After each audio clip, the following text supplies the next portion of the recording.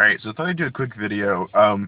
I've changed phones again, which I was laughing with Cindy. I said, I got my Nexus S. This will be the last phone I have for the year for sure, unless I decide to change. And I did change, but I went back to a phone that I'd previously had. I went back to the phone before my Nexus S, which was a HTC G2 from T-Mobile and HTC. I was having issues with the Nexus S, namely battery. I'm not sure if any other Nexus S users have problems. My battery refused to charge. Like, it would charge, but it took forever. And I know that it is a 1500 milliamp hour battery, which means that it's a larger size battery. It has more juice. But the battery didn't last very long on it, and it took forever to charge. Other issues, GPS had issues sometimes finding signal, getting a lock on, especially with directions. It didn't have a problem when you'd run it in navigation mode. It was like once it got moving it was okay, but if you were sitting somewhere and you wanted to just do directions, a lot of times it wouldn't know really where you were. It'd be like, half a mile away or a few blocks away. Not a big deal, but if you're not sure where you are, but you're not trying to use navigation, a little bit of a screw up.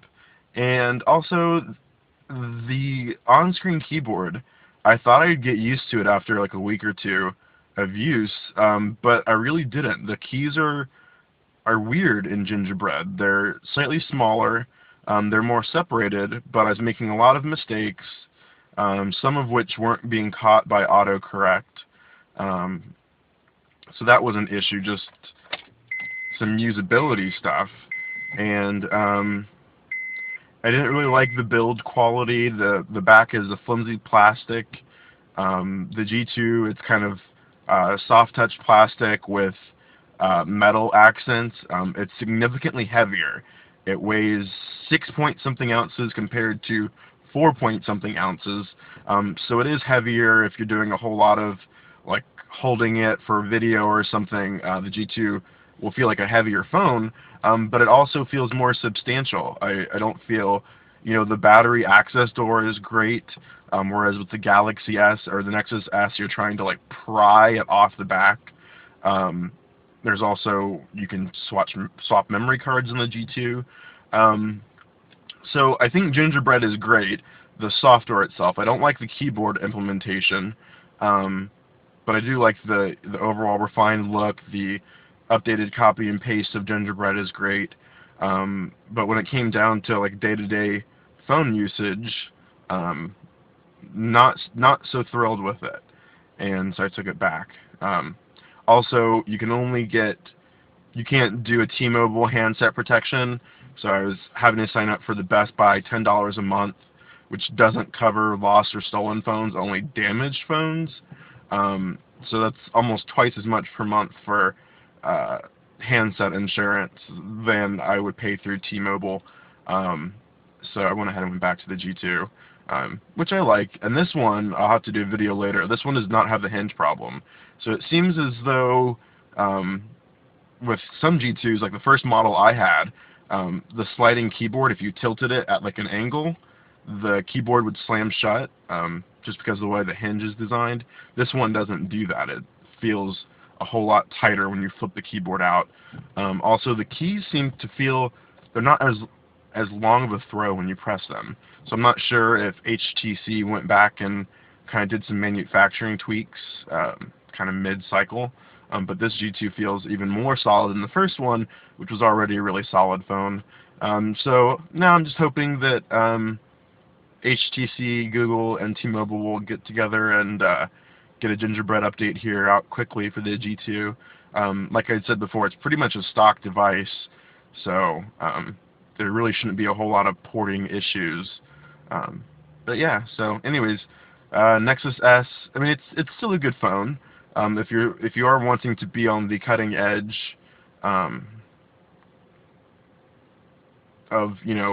software updates, that's the place to be.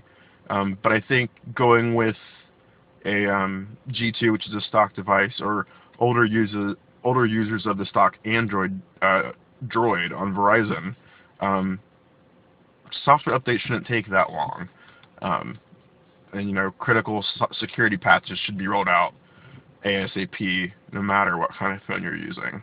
So, anyways, yeah, it was my little 2-week experience with the Nexus S. Still a solid phone, and also the signal. I had a lot of problems with the cell signal.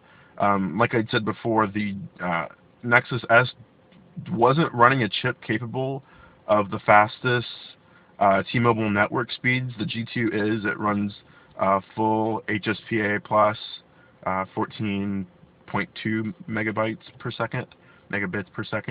And the Nexus loved to drop down to Edge and GPRS a lot more frequently than the G2 does. So, anyways, happy back on the G2, at least for now. You know, this is like phone 36. No, I'm just kidding. I've probably had a dozen smartphones or so.